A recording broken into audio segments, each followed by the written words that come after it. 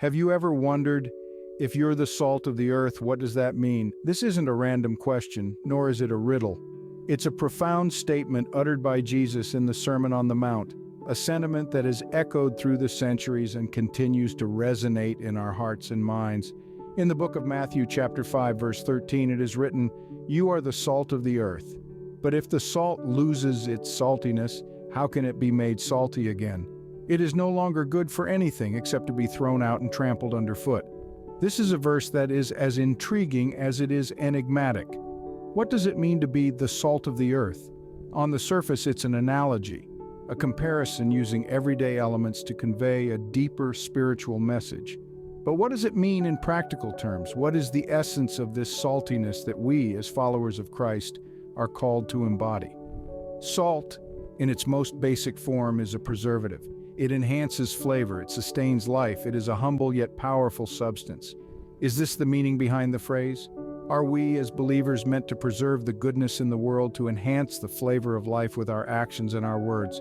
Or does the analogy hold a deeper, more profound meaning? These are the questions that we'll delve into. We'll break down the verse word by word, phrase by phrase, seeking to understand the essence of this message. We'll explore the historical and cultural context of the verse, the significance of salt in biblical times, and what it means to lose one's saltiness. We'll also look at how this verse applies to our lives today as Christians in a modern world. How can we be the salt of the earth? How can we maintain our saltiness in a world that often seems to be losing its flavor? So, are you ready to embark on this journey of discovery? Stay tuned as we explore the profound meaning behind this verse. Let's journey through the words of Matthew 5:13. The verse reads, "You are the salt of the earth. But if the salt loses its saltiness, how can it be made salty again? It is no longer good for anything except to be thrown out and trampled underfoot." At first glance, this might seem like a curious analogy. Why would Jesus refer to his followers as the salt of the earth? To fully comprehend this, we need to look at this verse in the context of the time it was written. In biblical times, salt was a precious commodity. It was so valuable that it was often used as a form of currency. Salt had multiple uses. It was used for preserving food, a critical need in the days before refrigeration. It was also used in religious ceremonies as a symbol of purity, and it was even used as a form of antiseptic. This gives us a little insight into why Jesus might have chosen salt as a metaphor. But let's dig a little deeper. When Jesus says, "You are the salt of the earth," he's essentially saying that his followers have a specific purpose. Just as salt in the ancient world had many uses, so too do Christians in the world. In the metaphorical sense, being the salt of the earth means being a preservative of faith, a purifier of hearts, and a healer of spiritual wounds. Just as salt enhances the flavor of food, Christians are called upon to enhance the spiritual flavor of the world around them. They are called to bring out the God flavors of this earth. But the verse doesn't stop there. It goes on to warn about losing saltiness. Now, chemically speaking, salt cannot lose its saltiness. Sodium chloride is a stable compound. But in the context of this verse, the saltiness Jesus refers to is the distinctiveness of a Christian's faith and character. If a Christian loses their saltiness, they lose their ability to make a difference in the world. They become, as the verse says, no longer good for anything except to be thrown out and trampled underfoot.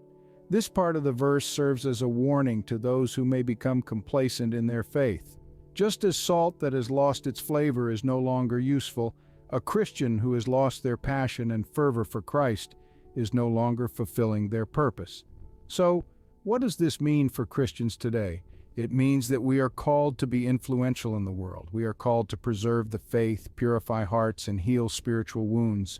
We are called to enhance the spiritual flavor of the world around us, just as salt enhances the flavor of food. But we're also warned not to lose our saltiness. We're warned against becoming complacent in our faith. We're urged to maintain our distinctiveness and not lose our fervor for Christ, because without that distinctiveness, we risk becoming like flavorless salt, good for nothing except to be thrown out and trampled. So when you read Matthew 5:13 and ponder on the meaning of being the salt of the earth, remember the value and importance of salt in biblical times. Remember the multiple uses of salt as a preservative, a purifier, and a flavor enhancer. And remember the warning against losing your saltiness. As we can see, this verse is more than just a simple metaphor. It's a call to action. Salt is more than just a seasoning. In the Bible, it signifies something far more profound. In the ancient world, salt was a highly valuable commodity. It was not only used for seasoning food, but also for preserving it. In a time before refrigeration, salt was the primary means to keep food from spoiling. By drawing out moisture, it created an environment where bacteria could not thrive, thereby preserving the food for longer periods. In the same way, Christians are called to be preservatives in the world, striving to maintain purity, uphold moral standards, and prevent societal decay. Just as salt preserves food, Christians are to preserve the goodness in the world. But salt does more than just preserve. It's also a flavor enhancer, making food taste better. It has the ability to bring out the hidden flavors in a dish, turning something bland into something enjoyable. Similarly, Christians are called to enhance the flavor of life in this world, to bring joy where there is sorrow, hope where there is despair, and love where there is hatred. But there's another profound use of salt in biblical times that might not be as well known. Salt was used in ancient covenants as a symbol of lasting agreement. When parties made a covenant, they would eat salt together to seal the deal. This was a way of saying that their agreement was binding, true, and enduring. In the Bible, God made a covenant of salt with the Israelites, symbolizing his unchanging and everlasting promises to his people. As Christians, we are part of this salt covenant. We are the evidence of God's enduring faithfulness, the living testament of his unbreakable promises. So when Jesus said to his followers, "You are the salt of the earth," he was saying much more than we might initially realize. He was calling them and us to be preservers of truth and goodness, enhancers of life, and symbols of God's eternal covenant. Let's think about that for a moment. How amazing is it that we get to be part of this? That we, as followers of Christ, are entrusted with such significant roles. But remember, salt cannot fulfill its purpose if it stays in the salt shaker. It needs to be sprinkled on the food to be effective. In the same way, we as Christians cannot fulfill our purpose if we isolate ourselves from the world. We need to be in the world, interacting with people, loving them, serving them, and pointing them to God. Just as salt has many uses, so too does the Christian in the world. We are called to preserve, to flavor, and to bear witness to God's unchanging promises. And that, dear friends, is the profound significance of being called the salt of the earth. But what does it mean for the salt to lose its saltiness? Let's consider this question in the context of our lives as Christians. Picture, if you will, a vibrant, flavorful dish. Now imagine that dish without salt. It loses its zest, its appeal, its very essence. In the same way, when we, as followers of Christ, lose our saltiness, we lose our influence, our zeal, and our commitment to Christ's teachings. Just as salt is essential in a dish to enhance its flavor, we are called to be the salt of the earth, to enhance the world with the love, grace, and truth of Christ. But what happens when the salt loses its saltiness? It's no longer able to fulfill its purpose. It can't add flavor or preserve food. It becomes, in essence, useless. In the same way, when we lose our saltiness as Christians, we lose our ability to positively influence the world around us.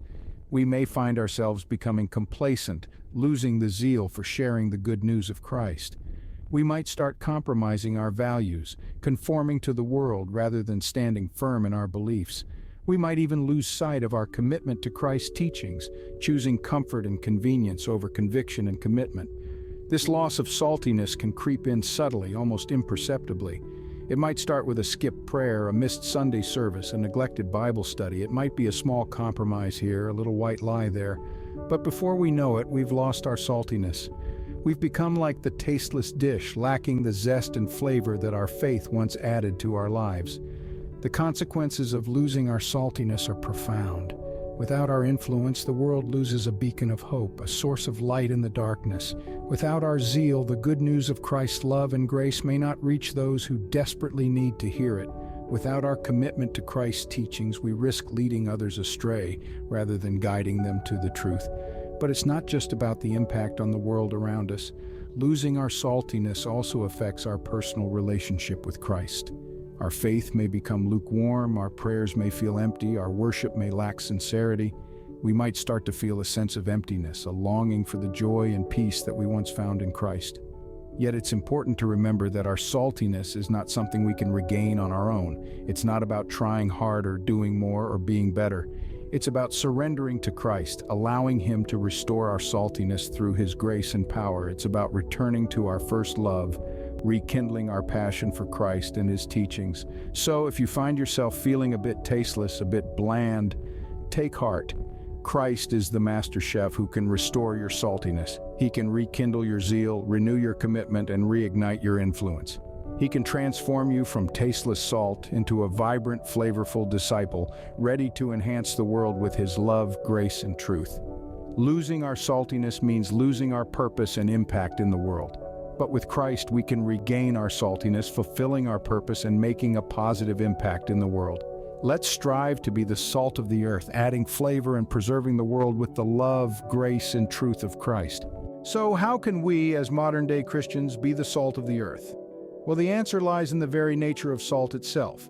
Just as salt enhances flavor, preserves food, and is essential to life, so too can we be essential and beneficial to our communities and the world. Firstly, we can be salt by living out Christ's teachings in our own lives. This isn't about performing grand gestures or making loud proclamations. It's about the small, everyday actions that demonstrate love, kindness, and compassion. It's about choosing to turn the other cheek, to go the extra mile, to give without expecting anything in return. It's about embodying the Beatitudes spoken of in Matthew chapter 5. Secondly, we can be salt by positively influencing those around us. Influence isn't about power or control, but about inspiring and encouraging others to be their best selves. Just like how a small pinch of salt can transform an entire dish, so too can our actions and attitudes influence those around us, often in ways we might not even realize. Lastly, we can be salt by preserving moral standards in a world that often seems to be losing its way. This doesn't mean imposing our beliefs on others or judging them for their choices. Rather, it involves standing firm in our values, living with integrity, and leading by example. It's about being a beacon of hope and a source of stability in a turbulent world. Remember, being salt is not about being perfect. We all have our moments of weakness and doubt, but it's in these moments that we can truly embody the essence of being salt. By acknowledging our shortcomings and striving to do better, we can inspire others to do the same. So let's strive to be salt in our own unique ways. Let's enhance, preserve, and bring life to our communities and the world. Because as Christians, that's what we're called to do. Being the salt of the earth means making a positive difference in the world around us. Being the salt of the earth isn't always easy. It's a challenge. Indeed, to live out the calling of being the salt of the earth, as mentioned in Matthew 5:13, is not a walk in the park. It's a constant uphill journey, a battle against the grain, a swim against the current. To be salty is to live a life that's full of flavor, one that's not bland nor tasteless. It's about being real, authentic, and impactful. But at the same time, it's a challenge that calls for resilience, perseverance, and unwavering faith. Think about it. When salt is added to food, it changes the taste, right? It brings out the best flavors, making the meal more enjoyable. Similarly, when we live our lives as the salt of the earth, we're called to bring out the best in others, to enhance the world around us, to make life more meaningful. But this doesn't mean it's going to be easy. There will be times when it feels like our efforts are unnoticed, our impacts unseen. There will be moments of doubt, moments of questioning whether our saltiness is making any difference at all. It might even feel like we're losing our saltiness, our flavor, our impact, but remember, even if it seems like our efforts are in vain, they are not. The challenge of being salty is understanding that our efforts, our impacts, are not always immediately visible. It requires patience, faith, and the belief that our saltiness is making a difference, even when it's not immediately apparent. And yes, it's not always going to be easy. We're going to face trials, we're going to face obstacles, but as we persevere, as we continue to be the salt of the earth, we're not only changing the world around us, but we're also growing, maturing, and becoming better versions of ourselves. Being the salt of the earth is a challenge, but it's a challenge worth taking on. So let us continue to strive to be the salt of the earth, to live lives that are full of flavor, authenticity, and impact, because even though the journey might be tough, the destination is definitely worth it.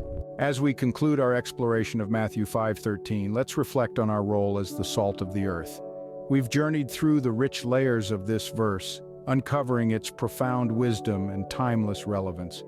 We started by diving into the verse itself, understanding that when Jesus said, "You are the salt of the earth," he wasn't talking about mere table salt. Instead, he was referring to a precious, life-giving substance.